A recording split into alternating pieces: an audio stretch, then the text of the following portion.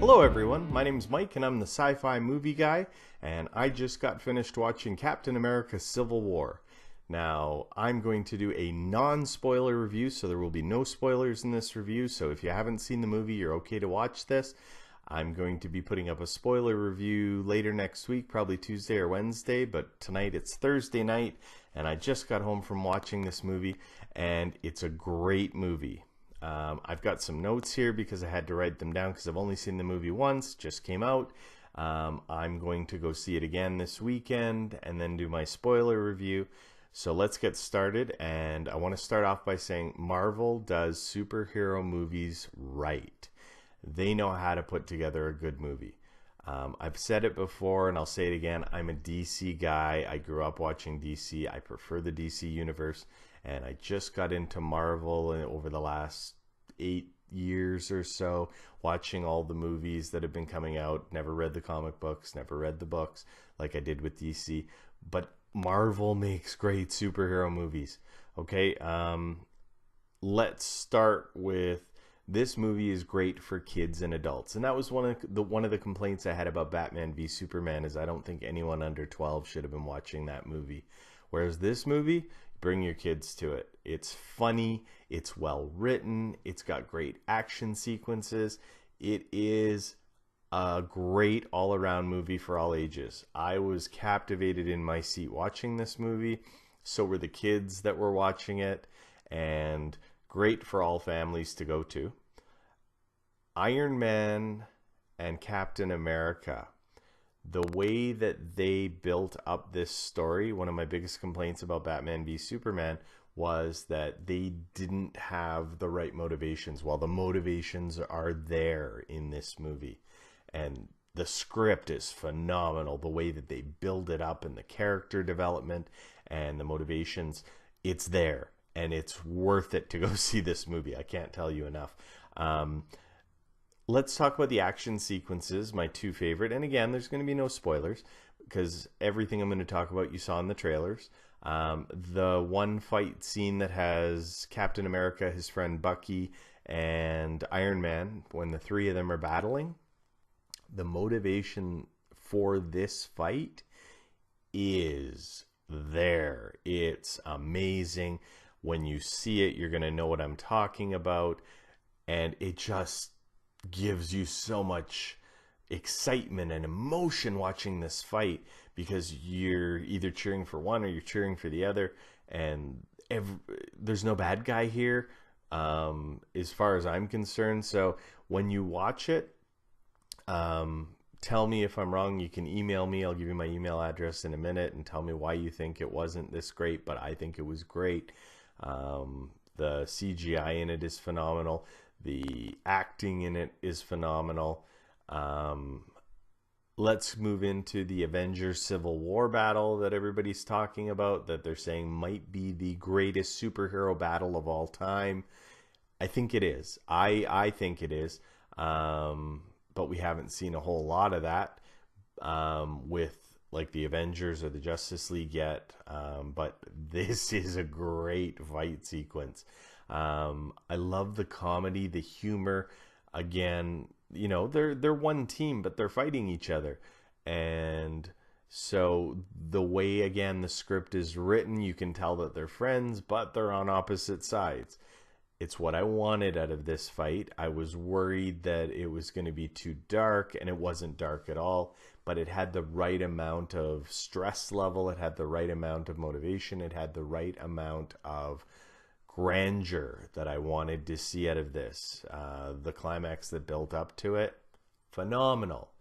And that's one thing this movie had was many climaxes. You think, okay, now it's done and it's... Nope, wait, there's another story. And you get involved in that story. And then that one's done and you're like, okay, is the movie over? No, it's not over. There's another one. And that's what I love in a movie, when you can't predict it, because I could not predict this movie. Nothing in it. So that's what I want when I go see a movie. I want to escape from the world and find out what's going on, and I got that out of this movie.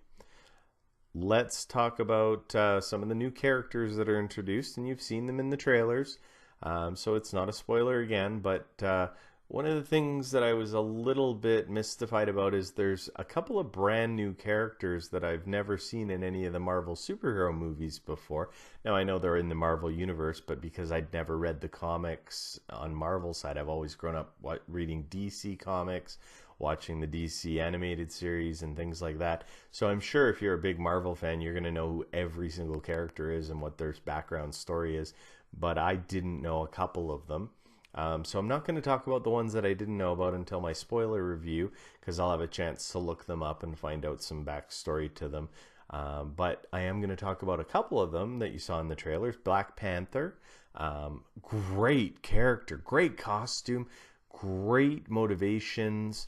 The way that they developed this character so quickly in a movie that you care so much about him is phenomenal. I know I'm using that word a lot. I'm excited. I just got home from the movie, but we've got Black Panther so entrenched in this movie that I want to see a Black Panther movie now. I don't know if they'll do it, but I'd love to see a standalone Black Panther movie. You'll see why when you see the movie.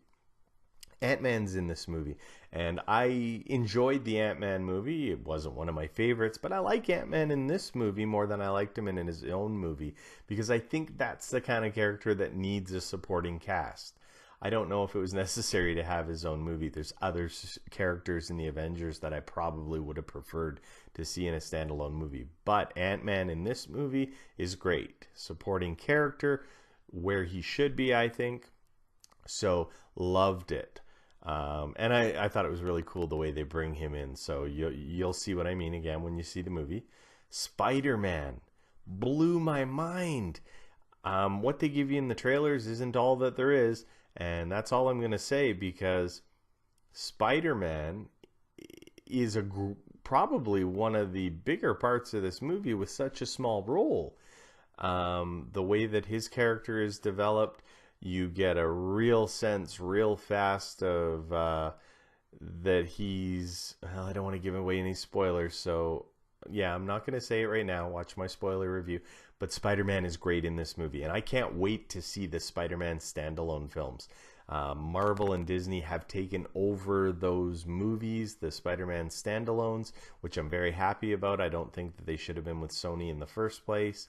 So I had reported a couple weeks ago that they were paying Sony so that they could use him in 3 movies. Well, now it sounds like they've paid Sony so that they can do him in all of their movies. And Sony won't. They'll just make some residuals and royalties off of it. But Marvel is going to take them over with Disney, which is great news, because I said Marvel and Disney make great superhero movies. Now, I want to talk about Robert Downey Jr. He was by far the best actor in this movie. I love the progression that Iron Man has taken from the first Iron Man movie through all 3 of them, through the Avengers movies, and to get to the Iron Man and Tony Stark that we have now. He is grizzled. He's been through the ringer. And we've seen it in all these movies. You know, he just keeps getting kicked and kicked and kicked.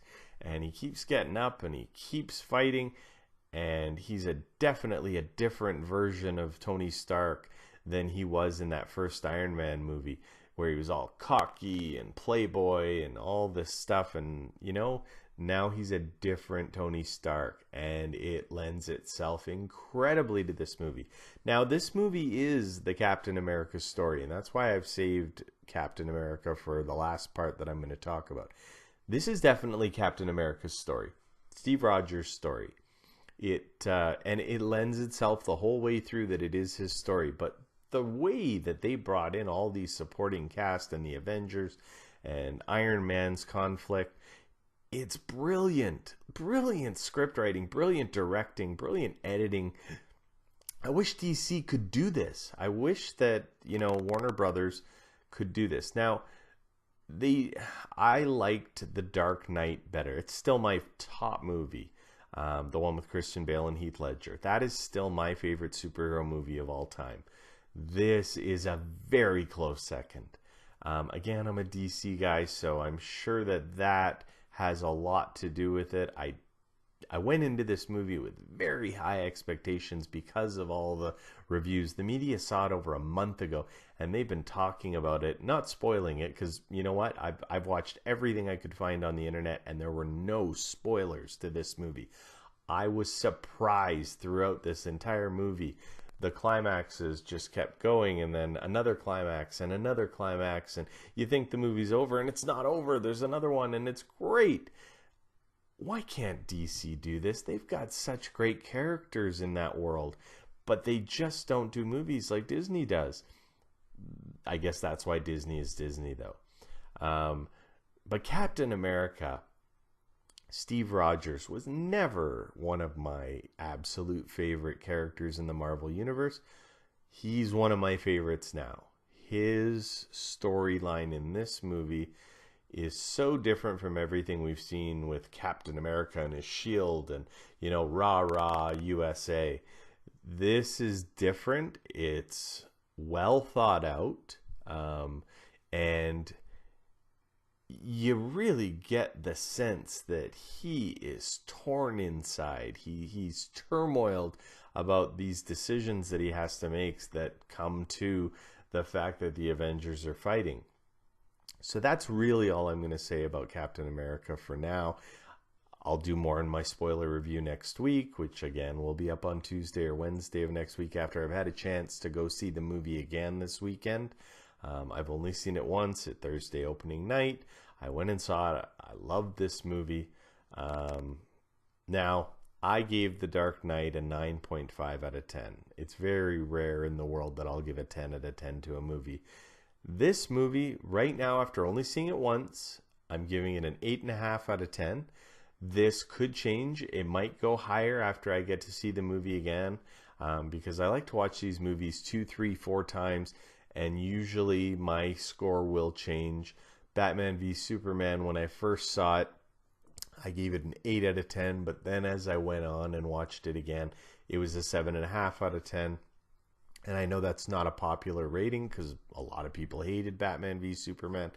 This movie was definitely better than Batman v Superman. I'm giving it an 8.5 out of 10. It's so close to a 9, but I don't want to give it a 9 yet.